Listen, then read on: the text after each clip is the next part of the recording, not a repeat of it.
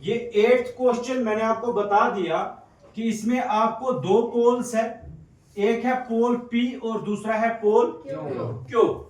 पोल P के जो points दिए हैं वो 2,-3 दिया है और पोल Q के जो पॉइंट्स दिए हैं वो 10,y दिया है और इनकी जो यूनिट्स दिए हैं कि कितने यूनिट्स पे ये दूरी पे है ना, वो कितना दिया है, वो 10 यूनिट्स दिए। तो निकालने के लिए क्या बोला है, y।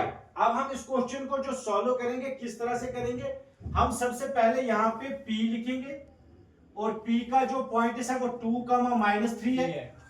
इसी तरह से q लिखेंगे, q का लिखेंगे 10,y। तो मैंने क्या बोला है, इसका जो पहला पॉइंट है वो कौन है, वो x1 है, x1 है। तो पहले हम क्या करेंगे, इनके जो है दोनों पॉइंट्स निकालेंगे, गोया कि x1 हम लिखेंगे 2 और इसका जो पहला है वो क्या है, वो x2 है, यानी कि वो क्या है 10 और इसका जो दूसरा है वो क्या है, वो y1 है, वो कितना है हमारे पास, और इसका जो दूसरा है वो क्या है हमारे पास, y2 हमारे पास क्या है। इस तरह से हमने इसके पॉइंट्स निकाल के रख दिए। अब हमें ये क्वेश्चन सॉल्व करना है, तो हम क्या करेंगे, इसको यहां पे हम लगाएंगे डिस्टेंस फार्मूला। डिस्टेंस फार्मूला क्या है, x2 माइनस x1 का whole square plus y2 minus y1 का होल स्क्वायर। ओके, लेकिन ये किसके बराबर है, 10 यूनिट p क्यूब। लेकिन इस टाइम हम p क्यूब इसलिए लेते थे क्योंकि हमारे पास वहां पे डिस्टेंस नहीं दी होती थी, हम p पोल से लेके q पोल तक नाम लिख लेते थे। अब लेकिन हमारे पास क्या है, उसकी डिस्टेंस दी गई है, वो कितनी है, वो 10 यूनिट्स है।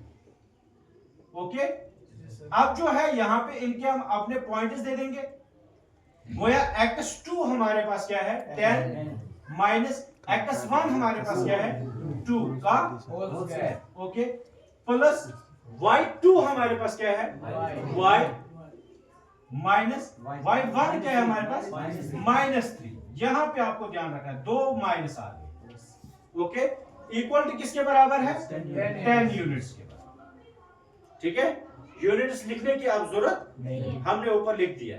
ठीक है, इसके बाद क्या करेंगे हम, अब जो है फिर से हम डिस्टेंस फार्मूला लगाएंगे, फिर अंडर रूट।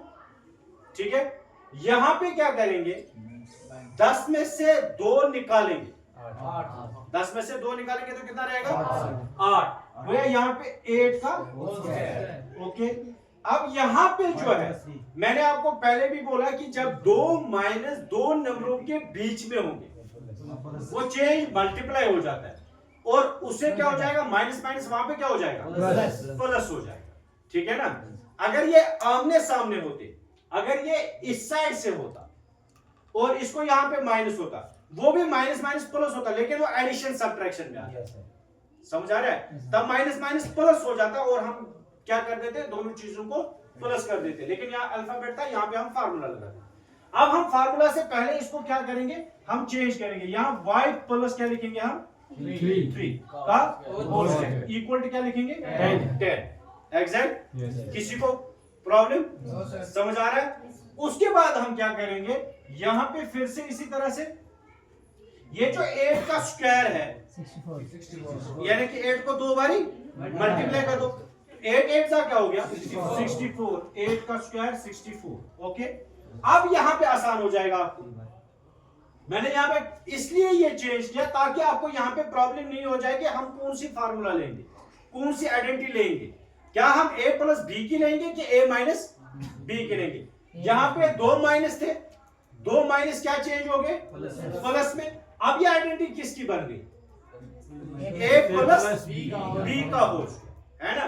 तो a प्लस बी का होल स्क्वायर बन गया, a प्लस बी का होल स्क्वायर किसके बराबर, a square plus B square plus 2ab। a की जगह पे जो है वो लेंगे, a की जगह पे क्या है y, गोया यहाँ पे y का होल स्क्वायर प्लस b का स्क्वायर, यानी कि यहाँ पे क्या है 3 का होल स्क्वायर प्लस 2 फार्मूले का इनटू a क्या है y इनटू b क्या है 3 इक्वल टू क्या आएगा। क्लियर यहां तक किसी को प्रॉब्लम। उसके बाद हम क्या करेंगे, अब देखो फिर से अंडर रूट लगाएंगे, ये जो 64 है इसको 64 ही रहने देंगे, ये जो y स्क्वायर है तो ये क्या हो जाएगा, y स्क्वायर हो जाएगा। देखो आपने कुछ किया, यहाँ पे मैंने कोई चीज चेंज की क्या, मैंने ब्रैकेट खत्म कर दिया है ना, यानी ब्रैकेट इसलिए था कि ये थे स्क्वायर में, जब मैंने y को स्क्वायर कर दिया, अल्फाबेट को 2 बार स्क्वायर कर दो वो अल्फाबेट वही आएगा और ऊपर से क्या आ जाएगा स्क्वायर। अगर यहाँ पे कोई नंबर होता तो उस नंबर को 2 बार हम मल्टीप्लाई कर देंगे, समझ आ रहा है, इसलिए यहाँ पे y स्क्वायर क्या हो गया, y स्क्वायर क्या है। अब प्लस यहाँ पे है 3 के ऊपर स्क्वायर, ब्रैकेट में खत्म करना है तो 3 को क्या हो जाएगा 9 हो जाएगा, 3 3 सा 9 प्लस ये 2 3 सा 6 और साथ में क्या है गोया 6y, अब क्या हो जाएगा इक्वल 10। ये 10 हम साथ साथ चला रहे हैं, अभी हम कोई चेंजेस नहीं कर रहे 10 की, समझ आ रहा है, यहां तक समझ आ रहा है आपको, मैंने समझ आ रहा है। इसके बाद अब क्या होगा, अब हम फिर ये अंडर रूट लगाएंगे, ठीक है, हम चेंज करेंगे अंडर रूट के अंदर ही कोई चीज, क्या करेंगे, यहां पे नंबर है, यहां पे नंबर है ना, तो यहां अल्फाबेट है, यहां अल्फाबेट है, लेकिन ये अल्फाबेट स्क्वायर में, ये अल्फाबेट स्क्वायर में नहीं है। गोया हम क्या करेंगे, हम उठाएंगे ये 64 और ये 9 कितना हो गया 73,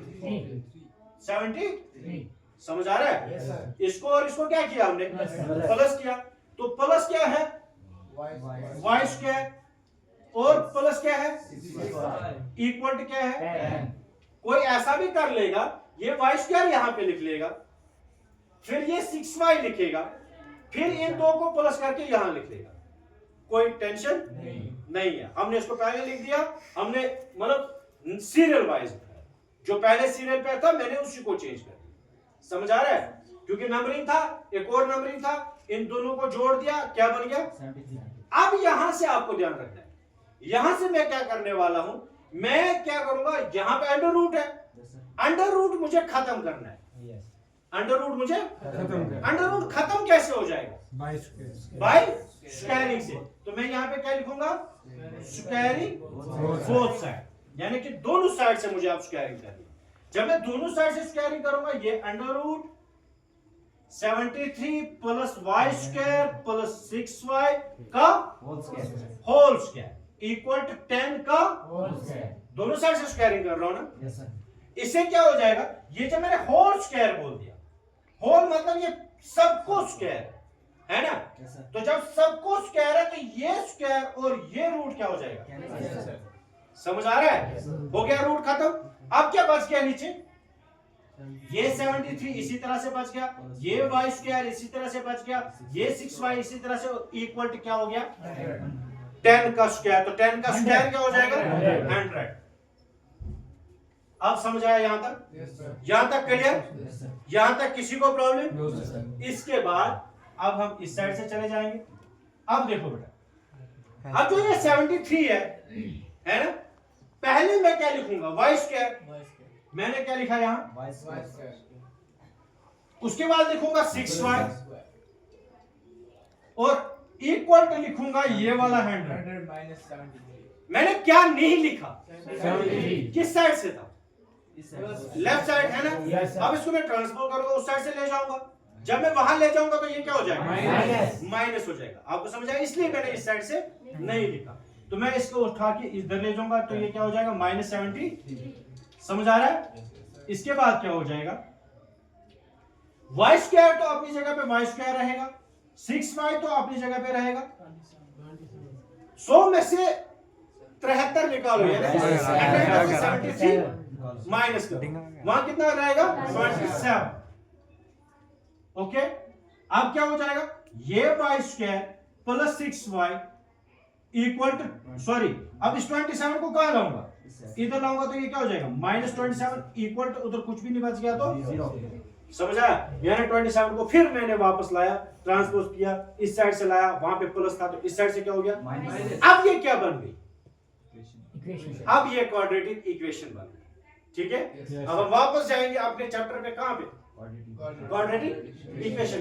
तो क्वाड्रेटिक इक्वेशन में अगर हमें कोई इक्वेशन होती थी तो फिर हम जाएंगे 2 दूसरे यूनिट में पॉलिनोमियल में, वहां पे क्या करते थे हम? सिपलेट मिडिल टर्म। तो जब हम सिपलेट मिडिल टर्म करेंगे तो सिपलेट मिडिल टर्म करने के लिए हमें क्योंकि y का वैल्यू निकालना है। अब हम यहाँ पे सिपलेट मिडिल टर्म करेंगे। वो कैसे करेंगे? ये जो एंड वाला होता है और जो पहला वाला होता है, इन दोनों को मल्टीप्लाई, यानी 27 को किसके साथ मल्टीप्लाई देंगे? y के साथ। तो वो क्या हो जाएगा? -27y square. बीच में क्या है? 6y। तो हमें मिडिल टर्म यानी कि बीच वाले को इस तरह से दो हिस्से करने हैं, दो टुकड़े करने हैं, ताकि उन दो को मल्टीप्लाई करने से हमें वापस क्या आ जाए? 27 जो एंड का दो पहले और एंड का जो मल्टीप्लाई है उसके बराबर आ जाए। और इन दो को चाहे एडिशन कर रहे हैं चाहे सब्ट्रैक्शन कर रहे हैं, वापस कौन बनना चाहिए? वही बीच वाली टर्म जिसको हम सेपरेट कर रहे हैं।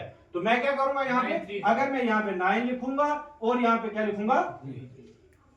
9 3 27 y स्क्वायर, वो ये चीज आ गई। लेकिन अब यहाँ पे क्या है? यहाँ पे क्या है? प्लस। मुझे ये भी ख्याल रखना है कि मैं किसको माइनस रखूं किसको प्लस रखूं। मुझे ये वाला माइनस आना चाहिए, ये वाला प्लस आना चाहिए। 9 को प्लस। अगर मैं 9 को प्लस रखूंगा, बड़े को प्लस रखूंगा, छोटे को माइनस रखूंगा, तो मल्टीप्लाई में जब मैं मल्टीप्लाई करता हूं माइनस इंटू प्लस के साथ, तो वो क्या हो जाएगा?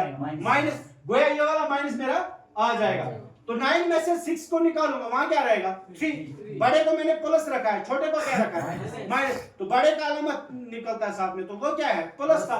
तो मुझे ये क्या आ जाएगा? प्लस। गोया इसलिए मैं किसको रखूंगा? -3। समझ आ रहा है? गोया यहाँ पे आप क्या करूंगा? ये y square plus 9y minus 3y minus ये वाला 27 इक्वल टू 0। हमने बीच वाले को सेपरेट किया, इसके टुकड़े। समझ आ रहा है? अब क्या है? अब जो ये दो टर्में बनी, ये और ये, इनको क्या निकालूंगा? कॉमन। यहाँ y का क्या है? यहाँ y है। दोनों में क्या है? y कॉमन है। गोया y कॉमन निकलेगा। इसके पास क्या बच जाएगा? y बच जाएगा। प्लस क्या बच जाएगा? क्योंकि आपने वहां पे क्वाड्रेटिक में या पॉलिनोमियल में आपने ये चीजें की। समझ आ रहा है? अब जो है इन दो में कॉमन निकालूंगा। ये 3 के टेबल में आते हैं दोनों। 3 9 तो गोया यहाँ पे क्या निकालूंगा? कॉमन माइनस निकालूंगा और 3 निकालूंगा। यहाँ y बच जाएगा, प्लस 9 बच जाएगा। अब बोलेगा कोई मुझे प्लस क्यों आया? क्योंकि मैंने माइनस कॉमन निकाल दिया। समझ आया? और हमेशा ये जो ब्रैकेट है ये क्या होना चाहिए? सेम आना चाहिए। अगर ये सेम नहीं आ रहा तो फिर आप गलत कर रहे हैं। ठीक है? अब इसके बाद जो ब्रैकेट के बाहर है, ब्रैकेट के बाहर क्या है? y माइनस 3 ले लो, y माइनस 3। जो ब्रैकेट के अंदर है, दो में से एक ले लो, क्या है? y प्लस इक्वल टू किसके बराबर? 0। तो उसका मतलब है ये y जो है -3, ये क्या हो जाएगा? y इक्वल टू, या आप यहाँ पे एक स्टेप बढ़ा दो, यहाँ पे लिखो -3 इक्वल टू 0। यहाँ y प्लस 9 इक्वल टू 0 है ना? अब क्या करोगे? यहाँ पे y क्या निकलेगा? 3। क्यों? क्योंकि ये वहां चला जाएगा माइनस, तो ये क्या हो जाएगा? अब बोलेगा कोई 0 प्लस 3 आएगा। हाँ आएगा, 0 प्लस 3 आएगा, लेकिन 0 प्लस 3 भी क्या हो जाएगा? 3 हो जाएगा। तो हम वो स्टेप नहीं लिखते। समझ आ रहा है? इसी तरह से यहाँ क्या आ जाएगा? y इक्वल टू क्या आ जाएगा? -9। ये माइनस वाला जो है इसको क्या करेंगे? Is rejected. इसको क्या करेंगे? तो बचा क्या हमारे पास? y equal to 3। ये हमारे पास बच गया। तो हमें किसका वैल्यू निकालना था? y का। तो वैल्यू ऑफ y क्या निकल गया? वैल्यू ऑफ y जो है वो क्या निकला? 3। तो ये हमें निकालना था इस क्वेश्चन में। किसी को इस क्वेश्चन में प्रॉब्लम समझ आया?